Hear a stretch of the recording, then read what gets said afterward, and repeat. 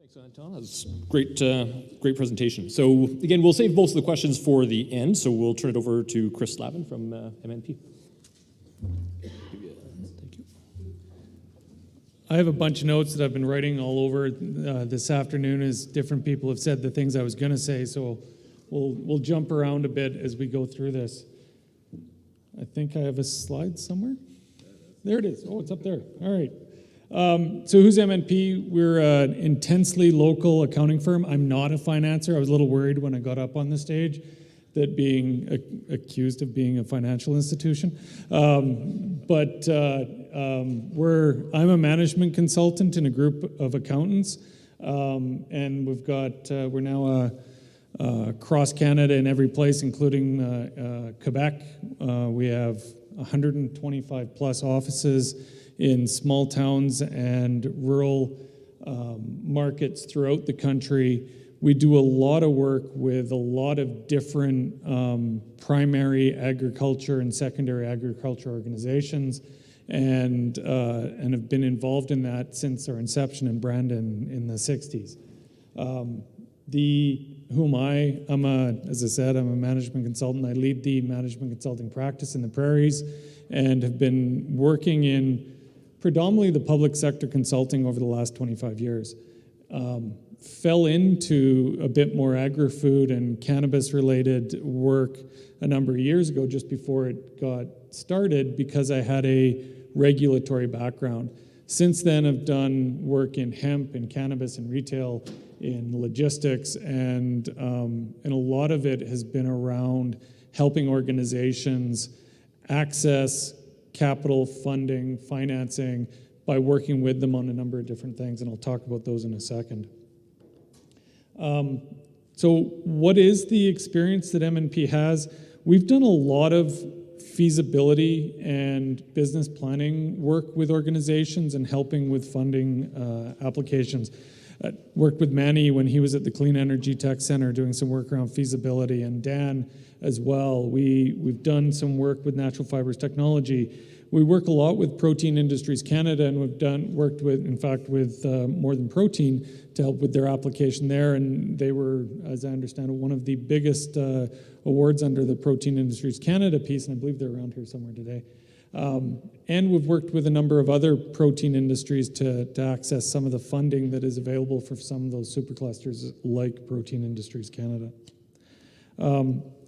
One of the things that we were asked to talk about was, why is it important to think about the hemp industry as an emerging industry?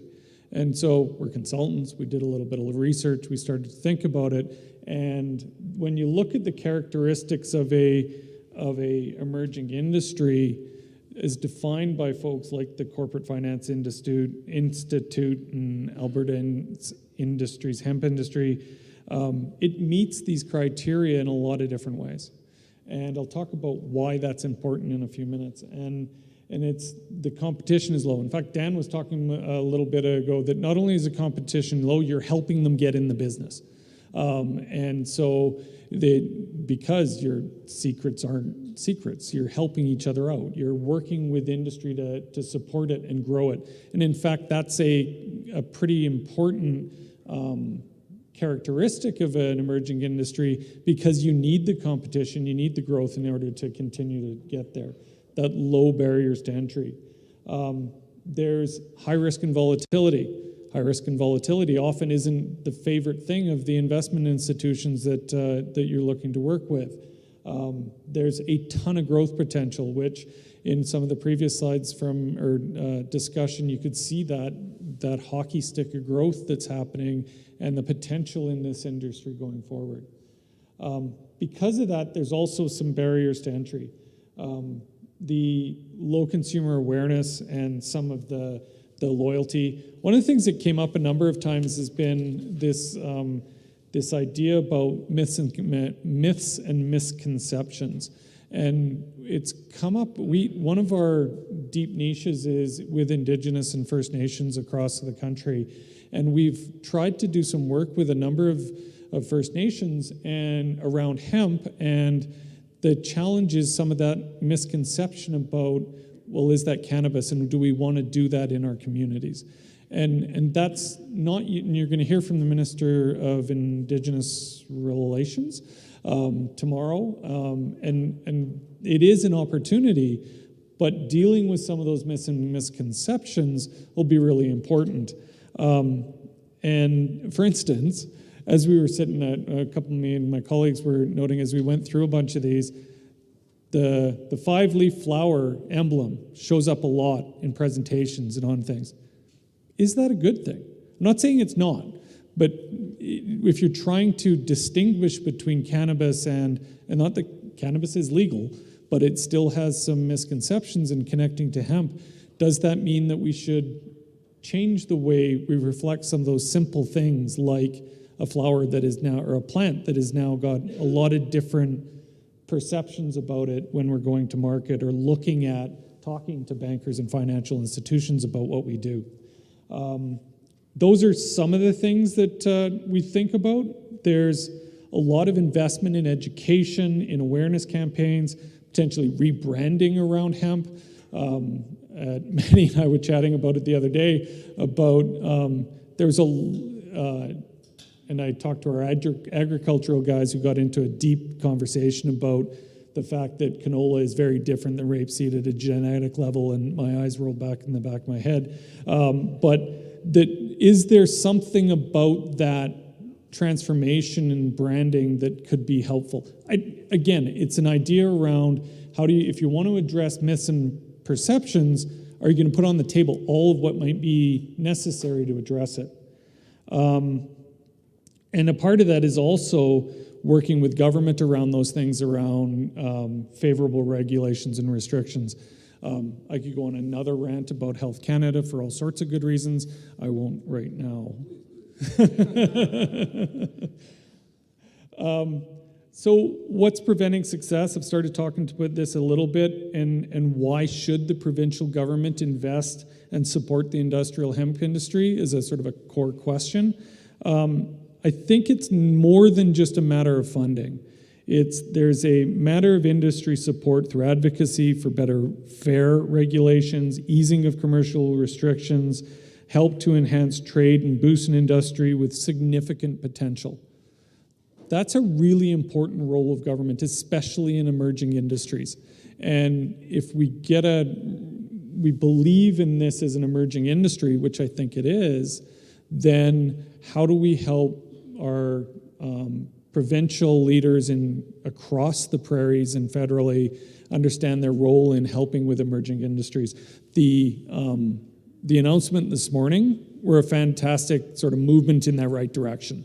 That was really good, and I think I hope we'd all agree that those were pretty good messages to the marketplace about the value of hemp in growing the market in Alberta, and congratulations on that again. There's also a lot of alignment in this. The Alberta Economic Recovery Plan notably talks about the agri-food sector and investment and growth. The Investment Alberta has it as one of their key areas of investment when they look at attracting investment in the province. These are things that I think continue to be important to underlie this emergence in industry and helping push it forward. I don't have to talk about the versatility of the plant and what it's done. You guys have talked about that a lot. And the other part that we saw in a couple of reports that we looked at is this carbon capture component, which has been talked about a number of times. I think that's going to become increasingly important, increasingly part of the story, and something that you'll want to continue to push and move forward. Partnerships has been something that's talked about a number of times already, and so I'm not going to hammer away at that again, but it is an important piece of this. And when you're looking at the existing grants and funding available, there is an importance in making sure you tell your story well and seeking out the information where you can showcase the opportunities and benefits that you have when you're driving into those businesses. And when you do, you can be very successful in attracting some of that investment. So where do we go from here? Oh, this is interesting. I hate these slide fill things, but they look pretty. So where do we go from here? It's about, actually, this was a slide I was supposed to talk about with what I just finished, so you can look at that while I start talking about the next slide. Where we go from here, Alberta is, as we know, is an intensely agricultural province, and the prairies are a part of that. With the almost $10 billion a year that we're contributing to GDP, more than 70,000 people as a whole in agri-food and agricultural businesses. We saw the specific numbers provided earlier by Canada Hemp about the impact of the hemp industry and the ability to continue to drive investment. It's one of the key sectors in Alberta's economic recovery and one of the 6 sectors we want to continue to invest in. Last thing I wanted to say was if we continue to work with the government it's got to be working with them as a partner in terms of reducing red tape, identifying and articulating the need for regulatory changes in partnership with them at both the federal and the provincial level. The investment in this emerging industry is going to continue to provide a lot of benefit to the province and to the country. And I think it certainly will benefit from the government support that's required to nudge and bring new investment into commercialization and capital to the table.